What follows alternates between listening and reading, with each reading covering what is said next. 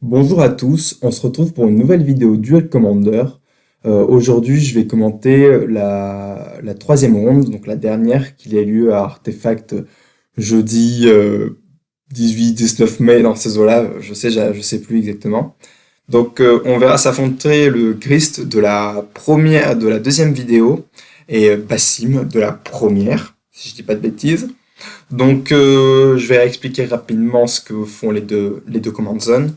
Donc, Bassim, c'est une Dimir, donc bleu-noir pour 2, de 2, qui, quand on caste un spell historique une fois par tour, on pioche une carte et il devient imbloquable jusqu'à la fin du tour. Et quand il touche, il gagne un marqueur +1/+1 quand il touche un adversaire. Donc, une bonne petite command zone tempo en bleu-noir qui va favoriser dans son build des spells historiques pour piocher des cartes. Et de l'autre côté, Christ, donc Golgari pour 3 mana, Planeswalker, qui est pas un Planeswalker en dehors de la command zone. Enfin, en dehors, pardon, du champ de bataille. Donc c'est pour ça que c'est une créature en dehors du champ de bataille, donc c'est pour ça qu'on peut le jouer en tant que commandant. Plus 1, on peut meuler, on meule une carte, on fait une 1-1. Moins 2, on sacrifie une bête pour détruire une bête ou un Planeswalker en face. Et moins 5, on fait un truc sympa qui est, je crois qu'on affiche autant de blessures que le nombre de créatures qu'on possède de notre grave à l'adversaire. Donc, Grist qui est sur le play, qui fait tour 1 Alpheline, c'est plutôt pas mal. Je tiens d'ailleurs à rappeler, pour ceux qui n'ont peut-être pas vu la vidéo précédente, que la version qu'on voit de Grist, c'est un Grist combo. Et quel combo il joue? C'est la combo Marilage la 20-20 quoi. Et pour ça, il joue Dark Depths plus Thespian Stage ou Dark Depths plus il y a une autre créature qui retire des marqueurs en sacrifiant un coup de mana. Donc voilà, donc sur les deux games qu'on avait vus, il l'avait tué deux fois à la 20-20. Un gris qu'on n'a pas, avec un peu de jeu qu'on n'a pas l'habitude de voir. Donc on fait Alpheline Taurin, on se prend Dismember, c'est toujours bien, on évite le gris tour 2. Il a un autre play, c'est vachement pas mal aussi. Donc Overlord. Overlord, ce qui sur le spot ne va pas nous poser de problème, mais qui dans quelques tours risque d'être problématique. En plus, bon, pas de chance. Donc oui, il peut réanimer, je veux dire, reprendre sa Alpheline. Donc c'est plutôt pas mal, il a rien trouvé, mais il a trouvé du coup, il récup sa Alpheline. Mais donc ouais, l'Overlord qui va être dans plusieurs tours un problème à devoir gérer, à devoir euh, faire attention. Là, Bassim tour 2 c'est ok, mais généralement on préfère faire Bassim au tour 3 avec peut-être un petit play à 1. On a mis un double bleu, on représente le contre. On avait un fetch en main, donc on a certainement un contre à jouer pour 2. Sinon, on aurait joué le fetch, et comme ça, on aurait pu fetch par exemple surveille. Donc, ouais, on a une Svelune en main. En face, il y a Esplanade des Héros qui pourra s'avérer utile peut-être en fin de partie quand on aura plein de mana et qu'on ne saura pas quoi en faire pour protéger une bête. Du coup, il y a Svelune, Stern Scolding qui attrape Grist sur la pile, puisque Grist est une 1-1 sur la pile. C'est plutôt ok. La Elfeline, faut contrer la Elfeline, parce que de toute façon, on va pas pouvoir contrer sinon. Donc je crois qu'il faut la contrer, parce que sinon nos contres ne serviront plus à rien. Ok, surtout que Stern Scolding, ça attrape bien Elfeline, je trouve ça dommage de pas le faire. Pourquoi? Est-ce qu'il a un play fin de tour à faire? Ok, donc il a jugé que la alpheline n'était pas assez problématique. Moi, je pense que je l'aurais contré avec ce Stern Scolding. Parce que de toute façon, il va pouvoir passer son grist, on va pas pouvoir contrer du coup. Ouais, c'est dommage. Si on a un artefact à 1, on pourrait faire Bassim, mais je crois qu'on en a pas, donc on va juste faire cette clique qu'on a en main. Et on a Counterspell, je crois.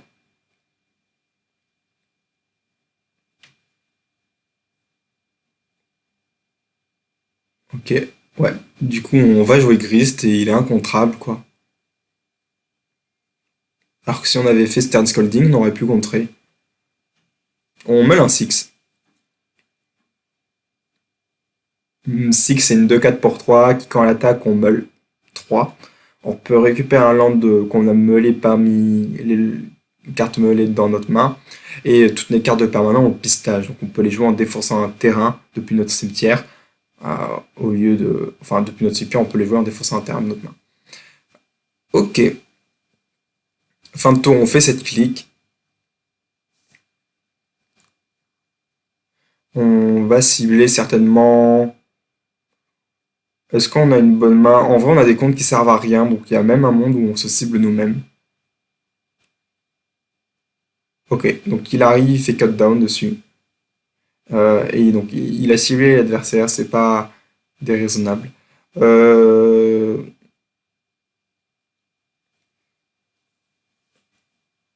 je suis pas sûr du cut down, je pense que c'était un peu précipité, on pouvait le faire à la fin du tour de l'adversaire, ou même s'il attaque.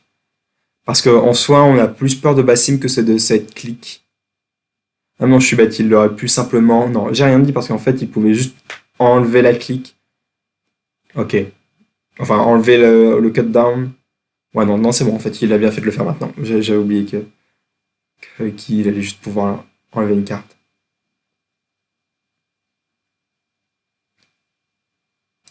Ouais, on prend ça, c'est incontrable, c'est un peu chiant. L'avantage, c'est qu'on connaît le reste de la main et que tout est contrable. Ok, donc, le seul problème, là, c'est qu'on met aucune pression. L'Overlord arrive dans 2 tours. Il y a déjà Grist installé sur la table. C'est un spot un peu compliqué. Si on avait contré cette Alpheline et ce Grist, on n'aurait peut-être pas joué la clique, mais au moins il y avait un peu un board de vide. Et là, on aurait pu slam simplement le général et rester contre up.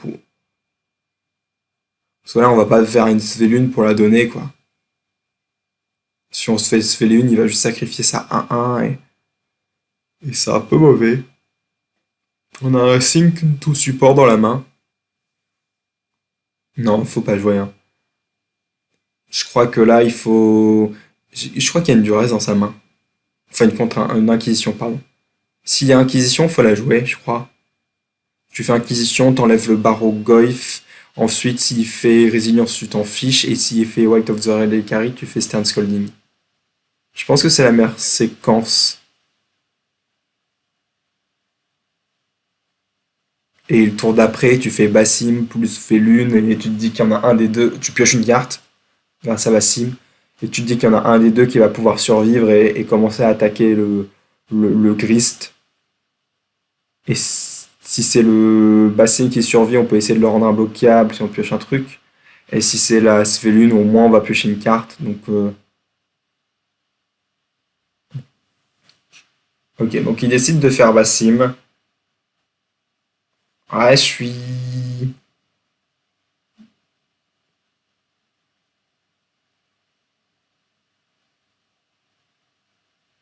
moyen chaud du play parce que de ce que j'ai vu de sa main, il pioche pas de carte, hein. Je pense qu'on est gagné à rester passif un peu plus longtemps.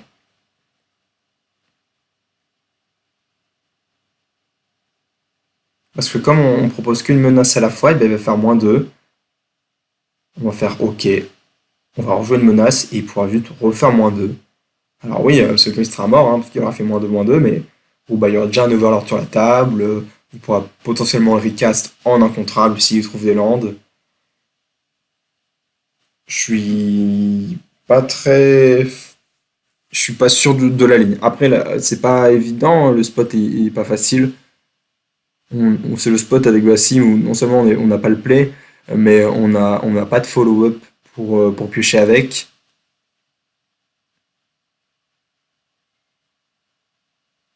Qu'est-ce qu'il fait? Attends, mais c'est un Dominic Tutor qui l'a résolu? C'était pas une inquisition? Au vu de comment il regarde dans sa bibliothèque, en fait, c'est peut-être un Demonic Tutor.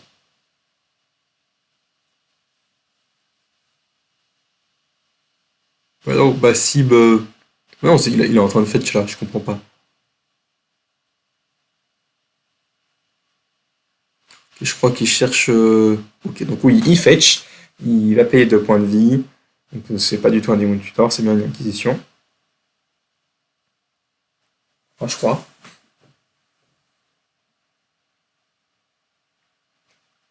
Ok. Inquisition, on enlève le Barogoi, je suppose, c'est celui qui fait le plus peur. À moins que la dernière carte de sa main soit pire, mais c'est peu probable. C'est une carte, une map. La map, ça lui amène son plan de jeu, mais bon, pour le moment, il n'a pas l'autre partie qui est Spin Stage ou la créature, ou en tout cas pas d'autres tutors. Donc la carte, elle nous fait pas trop peur. Il faut prendre le Barrogoyf. Ok. Attends, c'est une duresse du coup qu'il a fait? Non, c'est une Inquisition of Kyozilek, je reconnais. Donc pourquoi avoir pris cette map? Je pense que c'était Barrogoyf qu'il fallait prendre tous les jours. Parce que là, il fait Barrogoyf, il est trop gros pour se faire attraper par le Stern Scolding. En vrai, t'avais ta séquence toute trouvée. Euh, tu faisais, t'enlèves le Barrogoyf, il fait du coup, il a rien à faire. Soit il fait sa résilience fin de ton tour, mais bon, c'est pas très grave. Soit il fait la Weight of the Reliquary. Dans ce cas-là, tu la, tu la comptes quoi. Et ouais, c'est. Attends, mais il peut le contrer. Quoi? Bah non. Ah non, non, non, non, non. Aïe, aïe, aïe, petite erreur. Le Barogov, il n'est pas. Oui, non, mais. Ok, ah oui, d'accord. Ah, il pensait que Stern Scolding attrapait Barogov sur la pile. Pas du tout. Non, Barogov, même dans la bibliothèque, sur le stack, dans la main, il est X plus un X plus un. Du coup, ben, il est pas contré, hein. Donc il pose la question. Je me demande si c'était pas à moi, je sais plus. Je me rappelle plus. Donc là, il pose la question, mais non, hein, le Stern Scolding, non seulement il a pas le droit de le cast, parce que ben, la cible est illégale, mais en plus de ça, du coup, ben, ouais, il faut juste résoudre, hein. Ah ouais, donc ça explique son play.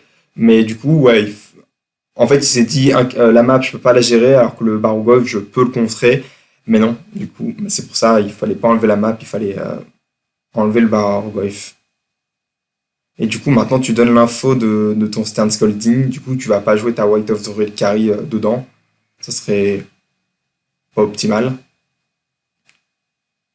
Ouais, ah ouais, alors là, dans cette séquence, c'est dommage cette méconnaissance qui nous fait un peu mal.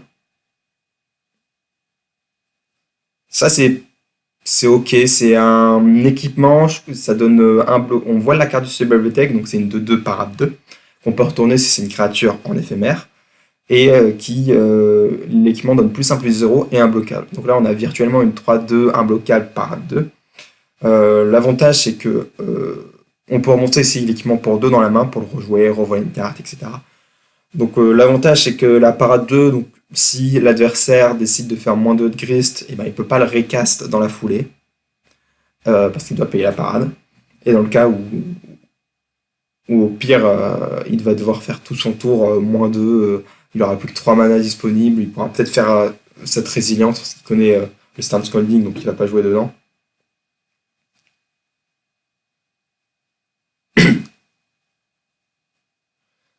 Donc là, ouais, c'est un peu dommage pour le joueur de Bassim. Ok, on surveille, on met un Shifting Woodland de cimetière. Là, ça va être compliqué parce que le Barogulf va commencer à taper. Et à la fin de ce tour, on a également l'Overlord qui revient. Ouais, on va être un peu noyé sous la pression que nous propose le joueur de Grist. Là, on n'est plus sur une affaire de combo, on est sur une affaire de ben, j'ai des gros pâtés et tu peux pas vraiment les gérer. Et j'ai un Walker qui tourne, qui est pas le pire de tous, on va pas se le cacher. Ouais, on décide de bloquer, ouais, on veut pas que l'adversaire meule 5 cartes, récupère une carte de créature parmi elles. Ça ferait beaucoup trop. Mais ouais, on a un peu trop de menaces à gérer. Notre Svelune qui va nous servir à rien. C'est un Scolding que l'adversaire connaît, donc on a juste à pas jouer dedans. Et, euh, et comment ça s'appelle? Et la dernière, c'est Sync into Support. Ça sera pas du tout suffisant. En tout cas, ça sera juste une. Sync into Support, c'est vachement bien quand on est devant, quand on veut garder la tempo. C'est pas grave, c'est un spell un peu cher, mais au moins on garde la tempo. Là, quand on est derrière, c'est le pire spell du monde. Ok, qu'est-ce qu'il a joué? Et donc, il a joué sa White of the Reliquary dans le Stern Scolding. Je suis pas sûr que je lui aurais fait cette faveur. J'aurais attendu qu'il se full tag, qu'il essaye de faire un gros tour pour se remettre dedans, et là, je l'aurais joué. À moins qu'il ait un second plan, peut-être que dans sa main, il a un autre drop 2 ou un qui serait sympa à faire passer au tour prochain.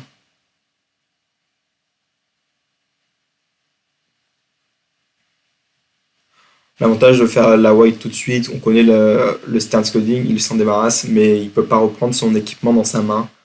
Donc niveau tempo, en soi niveau tempo, c'est pas c'est ok. Si on veut que l'adversaire, si l'adversaire a plus beaucoup de créatures en main et qu'il doit payer 2 rejouer 3, et en termes de tempo, c'est un peu nul. Du coup, c'est pas horrible. C'est ok. Je crois qu'on doit concède du côté de Bassim là. Je vois pas comment on revient de ces deux gros tons. Ouais, et il le sait, donc il décide de concède. Donc on concède au bon moment. Donc ouais, cette petite erreur sur le Stern Scolding qui attrape pas le Barogreff, qui du coup modifie toute la ligne de play et qui nous met un peu mal. En soi, il avait aussi la séquence Bassim d'Inquisition, Barogreif, dans Stern Scolding, la White, mais il se prenait quand même l'anti-bet sur Bassim. Et en fait, au tour d'après, s'il jouait Svelun, il pouvait et encore anti-bet dessus, et juste payer 5 la rejouer, rejouer Grist, et on n'avait plus de menace. Donc je pense que la meilleure ligne, c'est resté de dire, bon ok, mon adversaire fait des trucs, je vais essayer de contrer son tour, et à mon tour prochain, quand j'aurai 5 mana, faire double play, et en espérant qu'il y en ait un qui reste assez longtemps pour matcher un peu ce Christ. Mais bon, la situation était quand même mal barrée, on va pas se le cacher.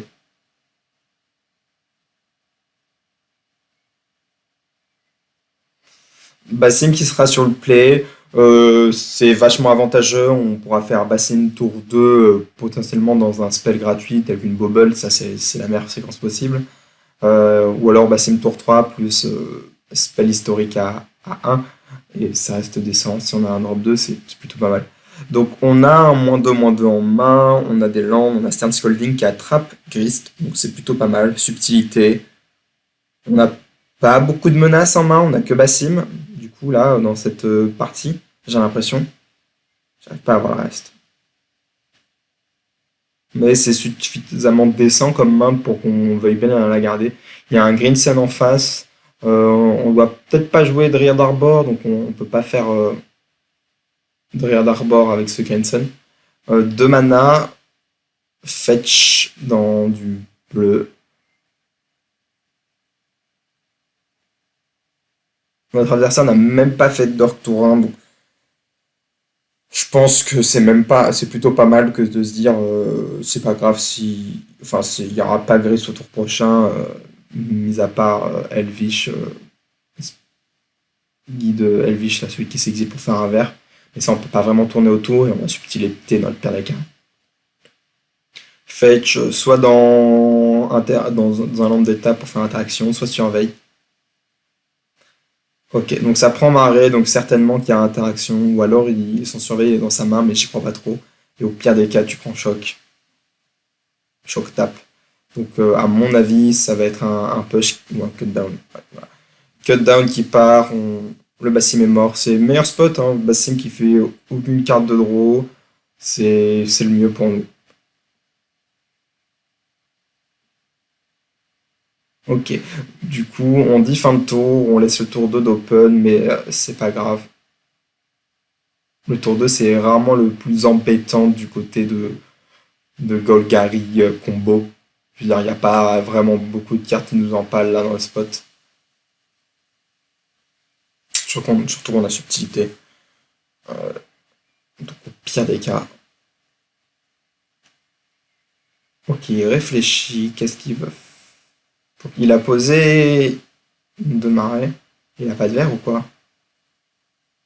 Démonique Tutor. C'est plutôt pas mal, Démonique Tutor. Mais En termes de tempo, c'est un play extrêmement nul. Du coup, je pense qu'on est OK avec ça. Alors, ça peut aller chercher une partie de la combo, mais on a Harbinger of the Sea en main, donc en soi, on peut, si vraiment en dernier recours, on a peur de la combo parce qu'on la connaîtrait, par exemple, et bon, on pourrait juste faire un pincher et Dark Depths n'est plus Dark Depths, mais simplement une île.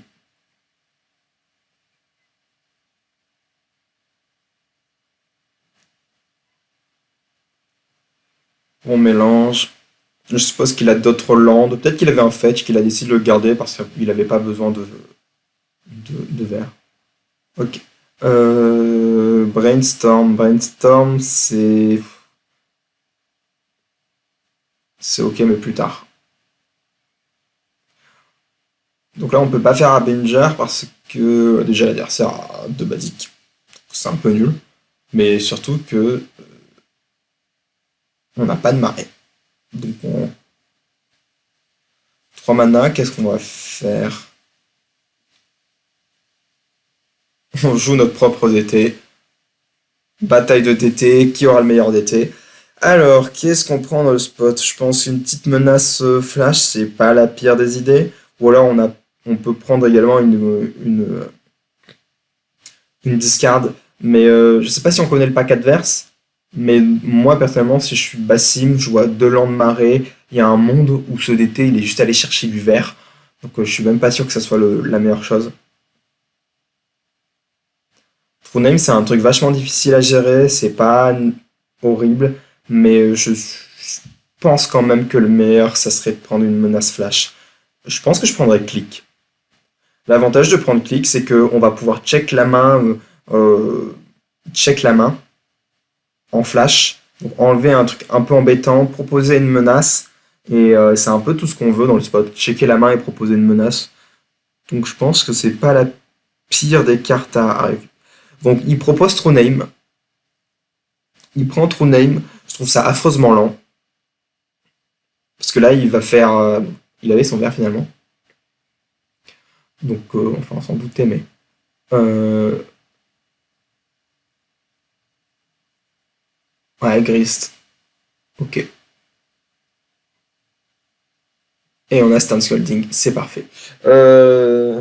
Ça, c'est meilleur scénario. Ah ouais, ok. Bah là, on peut jouer True Name, mais ça veut dire que sur le tour 4, on le laisse un peu faire ce qu'on veut, ce qu'il veut. Alors, on a subtilité, c'est vrai qu'on a subtilité. Ça reste ok. Mais je pense que Click était un tout petit peu mieux. Parce que là, on faisait clic à l'upkeep à sa draw, on regardait sa main, on enlevait la pire carte, et c'était décent, je pense.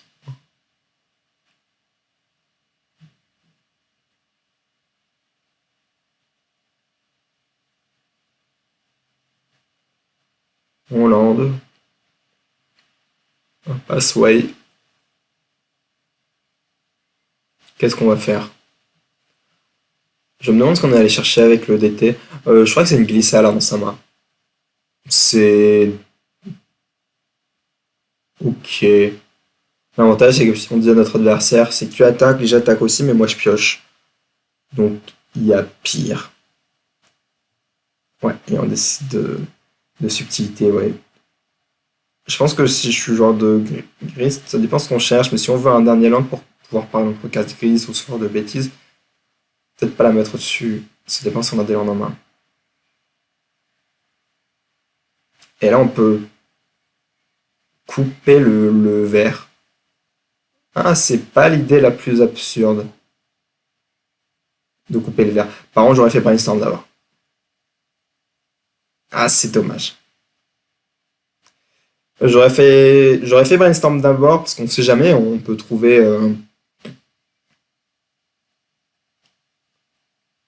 Là, il faut faire brainstorm parce qu'on sait jamais.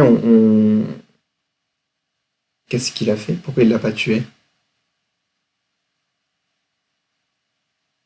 Et oui, parce que le dernier mana qui lui restait, c'était pas un noir, je crois. Euh,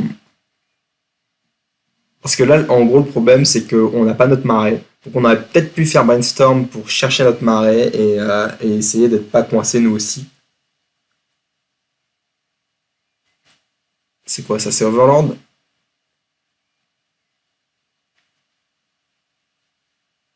Brainstorm. Ouais, on va devoir trouver des trucs là.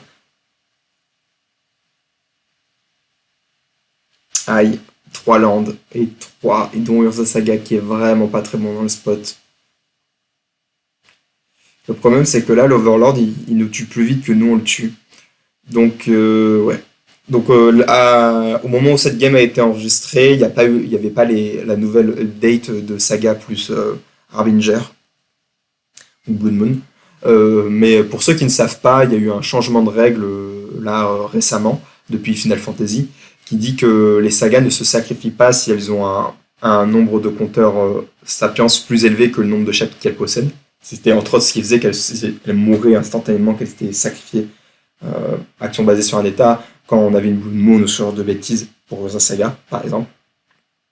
Et maintenant, avec Final Fantasy, c'est plus le cas, c'est changement de règle. Ce qui veut dire que là, si il avait posé sa saga avec les règles de maintenant, il aurait eu une saga qui faisait soit de l'incolore, qui garde le fait de faire des kappas.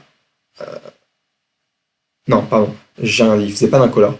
Il gagnait juste son compteur, c'était une île, quoi. Et dans le cas où il l'aurait joué avant, si la saga est à 2 et qu'il joue l'Harbinger après, il aurait gardé une saga à 2 qui aurait pu faire des constructions tous les tours, puisqu'elle garde sa capacité de faire des constructions. C'est bizarre, mais c'est une histoire de couche. En gros, elle garde les capacités acquises après. Bref, revenons sur la game. Emperor of Bones qui prend subtilité, c'est plutôt pas mal. On dit à notre adversaire, écoute, j'ai Memory Lapse pour tes créatures et tes Planeswalkers.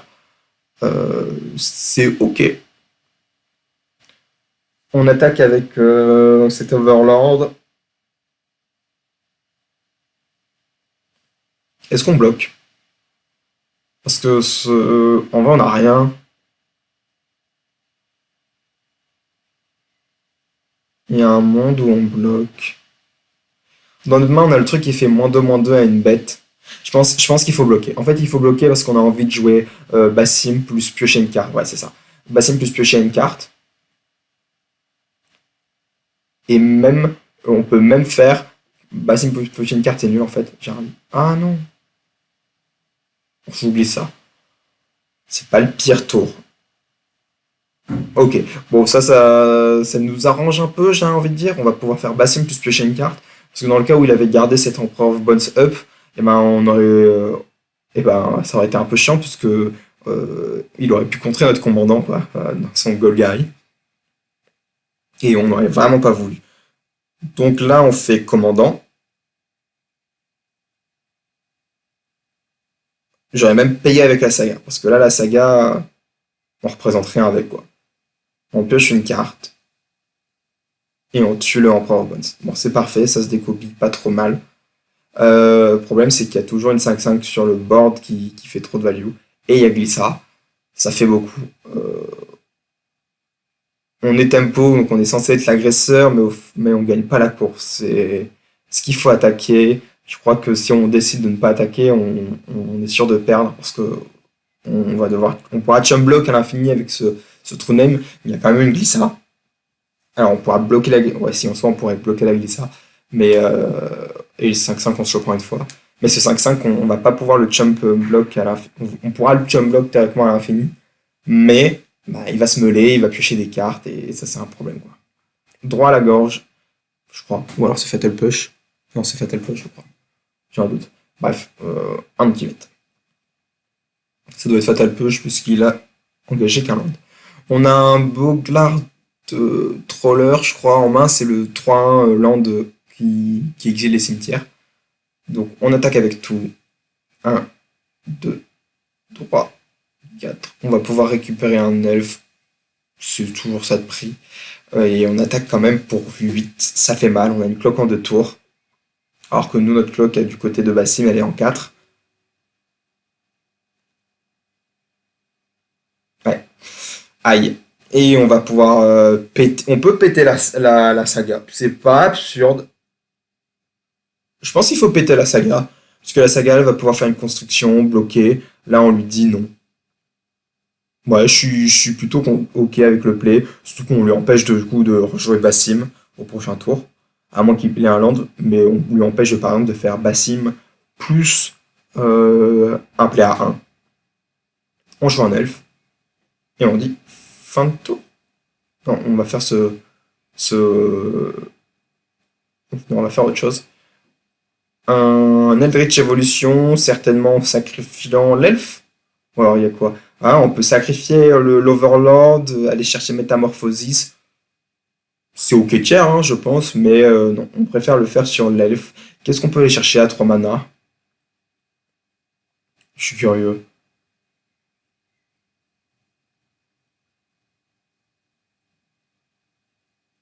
Le Maraudeur. Eh oui, il joue Maraudeur. C'est plutôt solide, hein. Là, on fait Maraudeur. On dit à notre adversaire ton trou name. Eh ben, il sert à rien. Elle est pas mal la ligne de play. Je l'avais pas. Enfin, je savais pas que je joue Maraudeur, quoi. On va dire, je pourrais pas la trouver, mais plutôt pas mal. On a un spot où notre adversaire a 8 HP. On a deux grosses bêtes sur le board, bien relou à bloquer, qui ont l'état le tour d'après. Et on n'a même plus notre saga. Surtout que dans notre main, on avait un Urza, donc Urza plus une saga, c'était pas déconnant. On aurait pu faire. Ouais, si on avait. Donc c'était bon play hein, de détruire cette saga parce qu'en soi. Est-ce qu'il a pioché? J'ai un doute.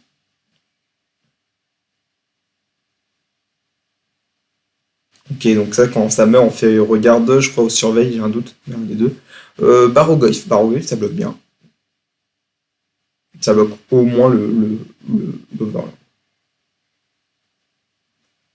Donc ouais, Urza, comme il engageait des artefacts, on aurait pu engager ça, là, ce qu'il vient de sacrifier pour faire une construct. On aurait eu deux constructs avec trois artefacts, ça aurait été plutôt pas mal. Il y a un ça. Mais du coup, on s'est prévenu de cette ligne avec cette Glissa, donc plutôt pas mal. Glissa qui est pas une mauvaise carte, mais qui est pas tant que ça joué. Parce qu'à vrai dire, Golgari, c'est pas tant que ça joué. C'est pas spécialement joué dans Slimefoot. C'est un drop 3 qui n'a pas de TB, c'est ça son plus gros défaut, mais en attaque, a quand même des effets plutôt pas mal et très qui peut pas être trade. Ok, et on décide d'abandonner car on considère qu'on ne peut pas la gagner. Intéressant. Ok, bah game plutôt intéressante. On a eu un Grist qui a roulé sur l'adversaire, qui n'a pas pu faire grand-chose avec son Vassim. Les plays deux fois Overlord qui lui ont mis plutôt bien dans ces deux games. Une fois à 2 et une fois à 5. Donc là, on a vu la partie mid-range deck, donc c'était intéressant. Donc la première vidéo, on a vu la combo euh, sur deux games, et là, on voit le côté mid-range. Donc c'est plutôt intéressant, plutôt cool. Donc en tout cas, merci d'avoir regardé cette vidéo et je vous fais, je sais plus parler, trop d'émotions. Je vous souhaite à tous une bonne journée.